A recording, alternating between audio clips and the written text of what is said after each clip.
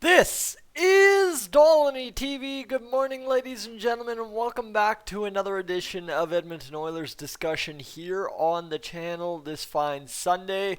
And of course, you know what? Time changed, so pardon me if I'm looking exactly like I just rolled out of bed, because this time of day I'd still be just rolling out of bed at 10 o'clock on a Sunday morning.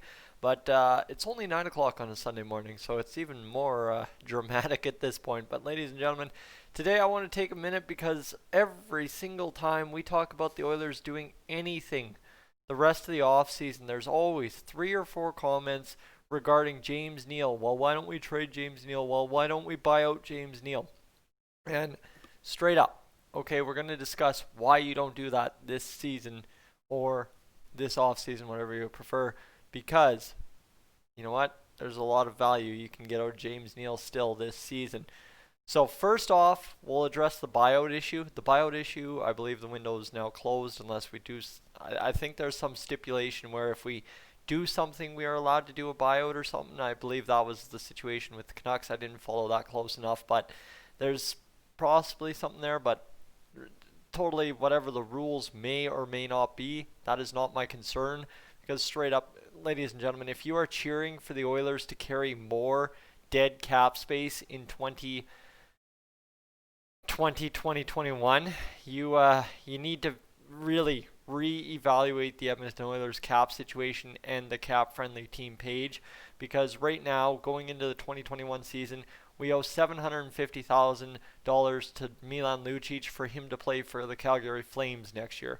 We owe $1.33 million to Benoit Pouliot against the cap to do nothing for anyone anywhere this year, and we owe $2.5 million against the cap to Andre Sekera to play in, I believe, Dallas again after going to the Stanley Cup final. So if you're cheering for more dead cap space, I mean, sure, talk about buying out James Neal, but it is beyond stupid at this point to think the Oilers should or would be benefited by carrying more dead cap space by buying out a contract. And remember, what I'll tell you is we've got Pouliot coming off the books at the end of this upcoming season. At long last, Pouliot's coming off the books. So ladies and gentlemen, that's huge. That's $1.33 million in cap space cleared up right there.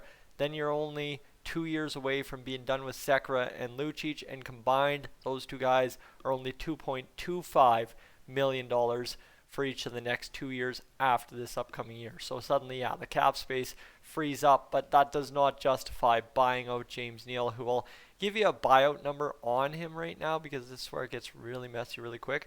James Neal's buyout cost for the upcoming year would be $1.916 million, and you would be paying that contract until 2026. So to anyone that sits here and says, we got to buy out James Neal, if you are really cheering for another $2 million dead against the cap for the next, 5 years, please reevaluate where you're coming from, because you are way out in left field. I'm going to tell you that much. So that doesn't make sense. So now let's discuss why, you know what, trading James Neal, yeah, well, I'll address that. Trade James Neal, you're not going to get anything, and as soon as the Oilers make a trade for like a 7th round pick or whatever to get rid of James Neal, you're going to get a guy coming out of Edmonton who will light up 25 goals for whatever team he gets traded to, and good night, game over. You've now lost the trade, and the Oilers can't afford to do that, especially with realistically no real improvements to the scoring over last year, right? Kyle Turris, not a huge score, but in the third line role with Jesse Puljujarvi, who only has 39 career NHL points, there should be something to get going. So there you go. That's the key term. Is I think based on kind of reevaluating how the Oilers could really build a lineup, it depends how you value James Neal. But if you value him as a third line scoring forward, James Neal could absolutely terrorize the NHL with Kyle Turris and Jesse Puljujarvi. Why would I say that? Well, you know, you get to the math of James Neal if he stays healthy. Last season, 55 games played, 31 points. Yes, the minus 20, disregard that. However, 31 points scored in 55 games. That's good for 46 points on the season. That would be right behind the big three of Nugent Hopkins, Connor McDavid, and Leon Draisaitl on the Edmonton Oilers from last year. So 46 points for James Neal at $5.75 million. We would gladly take that in 82 games. But if you think about it, right, you've got Tyson Barrie, who finally we have that right-hand shot defenseman on the power play. You'd think more than likely Alex Chiasson probably won't be back if we make another move, which it seems ever so likely we will. So there you go. James Neal then becomes a bona fide number one power play guy. You no longer are sitting there trying to get Alex Chiasson on the ice to try and get that ice time for a right-hand shot on the power play. So suddenly, yeah, those 12 power play goals for James Neal could go up to 15, 16 power play goals, because all he has to do is bump, crash, bang, and put the puck home in front of the net. And I mean, he did it last year to great success, and to do it for 75, 80 games, yeah, sure, okay, that'd be great, but we're probably not talking 75, 80 games. We're talking 48 games, but still in a shortened season. James Neal, you all of a sudden get 25, 30 points out of him in 48 games. Yeah, hey, you know what? We're talking big numbers there. And for James Neal, right, 48 games played. Talk about this. How about 19 divided by 55 times 48? If you got 16 goals in 48 games, so a goal every 3 games out of James Neal, I think a lot of us would be very happy with that, and especially if suddenly the 5v5 production, even strength production, comes back because you've found a fit for him in the bottom 6 or in the top 9 is how we're looking at it now with Kyle Turris and Jesse Puljujärvi. And that's the key. I guess if there's ever going to be a year where James Neal could potentially be fully worth his contract as an Edmonton Oiler, this would be the year. Why? Like I said, shortened season. You've got the players in the mix in the power play situation. You've got the players in the mix on the third line to allow James Neal, if he stays healthy, to play at the James Neal level we've all been accustomed to.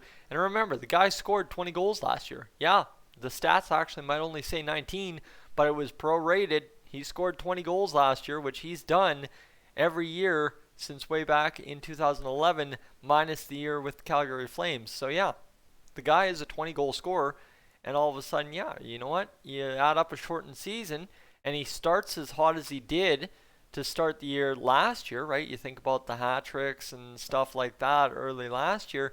Yeah, James Neal could suddenly be a very effective weapon over the course of a shortened season. And the other side, too, we haven't considered with James Neal is all those back-to-back Stanley Cup runs, right? You think with Vegas, then you think with Nashville, and I believe he was in the playoffs for just an insane amount of years. And still again this year he was in the playoffs with the Oilers, if you ask the Oilers, my friends. So back, you know what, with the Flames, so he's played at least 4 playoff games every year since 2011. He has not missed a year of playoffs in his career since starting with the Pittsburgh Penguins back in 2010. The guy has had an entire decade run in the playoffs. So keep that in mind when it comes to James Neal. And realistically, right, is, you know what, only 4 games back-to-back years, so he hasn't been exceptionally deep into the playoffs at all. And now you have a shortened season coming up, hopefully. Well, that sounds like a complete recipe for success for a guy who's gotten a bit older.